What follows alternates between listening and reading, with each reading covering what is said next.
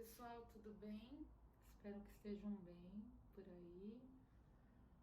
Por aqui também tudo bem, graças a Deus. Eu imaginei que nossa aula fosse ontem, quinta-feira, não tinha reparado que era EAD.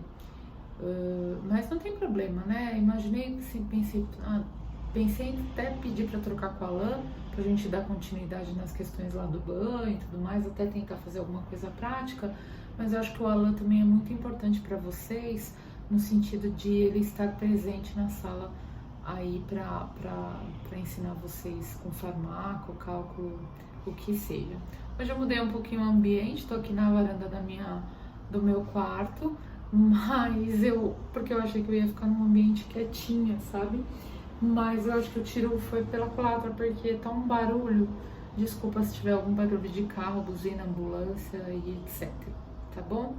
Então, a aula de hoje ela é muito correlacionada com as aulas que a gente vem tendo, a aula passada principalmente, conforto e segurança do paciente, né? Principalmente conforto, e higiene e conforto, elas estão muito paralelas, né? Não dá para você fazer uma higiene sem dar um conforto para o paciente e vice-versa, né? Então, tá dentro do pilar cuidar, confortar e curar, né? E sempre lembrando da segurança do paciente nesses procedimentos. Eu sugiro, se vocês puderem, por gentileza, que vocês deem uma lida da página 55 a 59 do volume 1, que está bastante adequado, tá? Fica aí de lição de casa para vocês.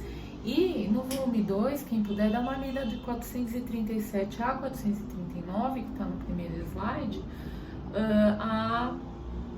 sobre transporte, etc. Mas se puder, tá? Mas o volume 1 eu acho que vale bem mais a pena. Eu tô preparando para vocês aquilo que a Simone me pediu, né? Tipo a apostilinha. Já peguei os controles pra gente treinar e um recado super importante. Consegui quarta e quinta-feira para nós o laboratório, tá? Pra gente começar a treinar nossas coisinhas aí, né?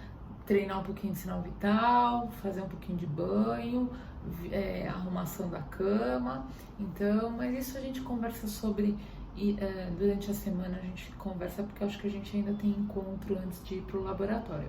Mas só para vocês já irem se preparando e saberem que vai rolar aí um laboratóriozinho aí, que acho que a Melissa me perguntou na última aula, tá? Então, hoje a gente fala um pouquinho sobre conforto e segurança do paciente, tá? Sempre lembrar das medidas de segurança, né? E dos 5 momentos da lavagem das mãos, os 2 antes e os 3 depois. Esqueci até de colocar aqui como primeiro slide, mas fica também de lição 6, lembrarem dos cinco momentos, tá?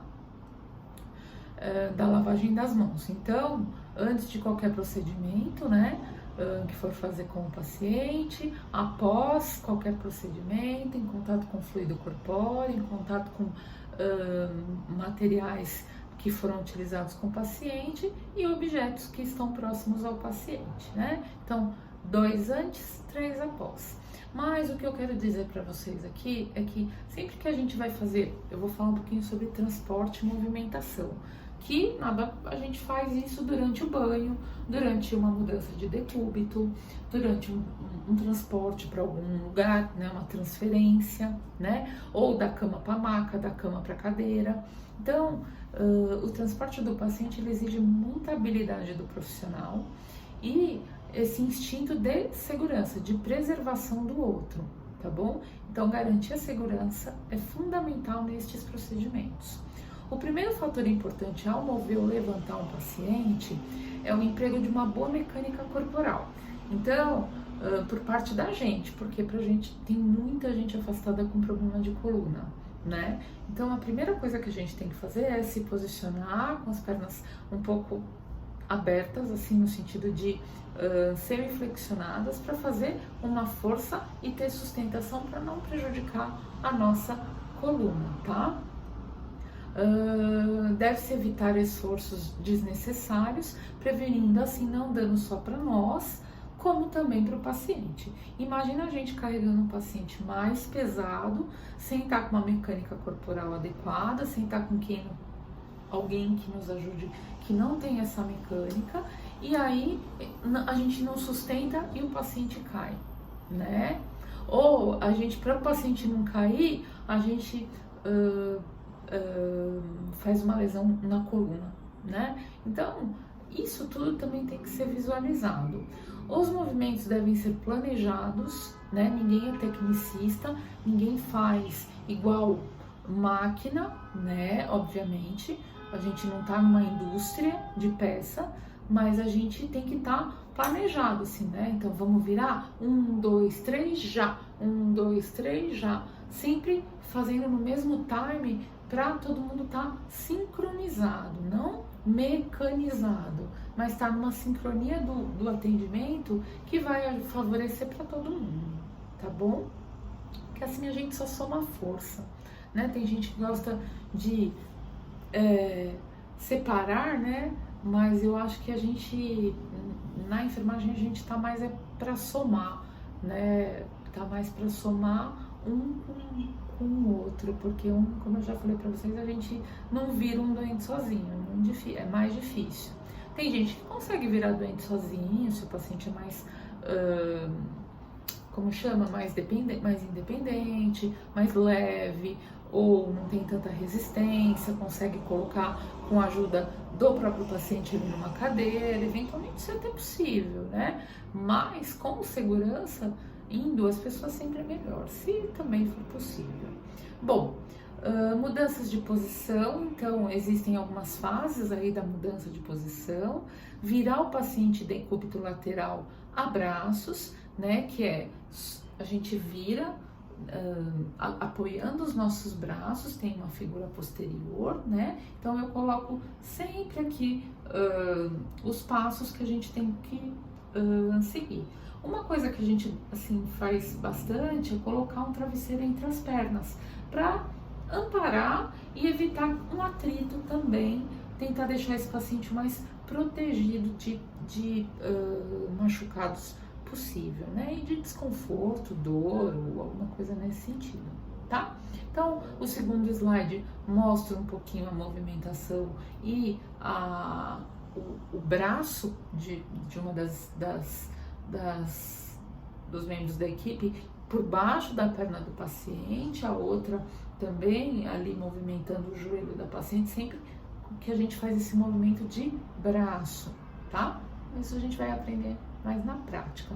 Eu sempre falando para vocês, segurança do paciente é fundamental e a nossa prevenção também, né?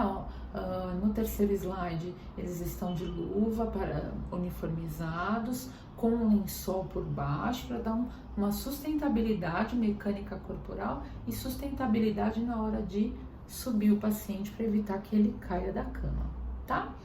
Virar o paciente decúbito lateral com auxílio do lençol móvel também é uma outra possibilidade, tá? Então tem aqui todos os passos. A gente nunca apoia o nosso joelho na cama do paciente. Às vezes, antigamente a gente fazia muito isso, sabe? Quando a gente precisava fazer muita força, a gente subia na cama do paciente. Mas isso foi proscrito e pelo risco de infecção, sujeira, né? O nosso joelho encosta na cama do outro. Então não tem por que a gente colocar o nosso joelho na cama do paciente. Então tem todo esse lance aí de evitar contaminação e também é extremamente desagradável, né? Se ficar de joelho em cima da cama do paciente. A não ser que seja uma situação de emergência ou que realmente a gente não consiga, de fato, sustentar ali na hora do vamos ver de virar, tá? Tem as figuras mostrando aqui. Segurança, de novo, é fundamental, isso vocês vão ouvir essa aula toda. Então, grades elevadas, cabeceira baixa, eventualmente elevada se caso o paciente tiver algum risco, travas, isso é muito importante para a gente quando for transportar um paciente. Grades elevadas, cabeceira elevada ou protegida, né? E tá ciente sempre que o paciente tem ali uma maca que pelo menos proteja ele para ele não cair para os lados, tá? Então esse é o transporte.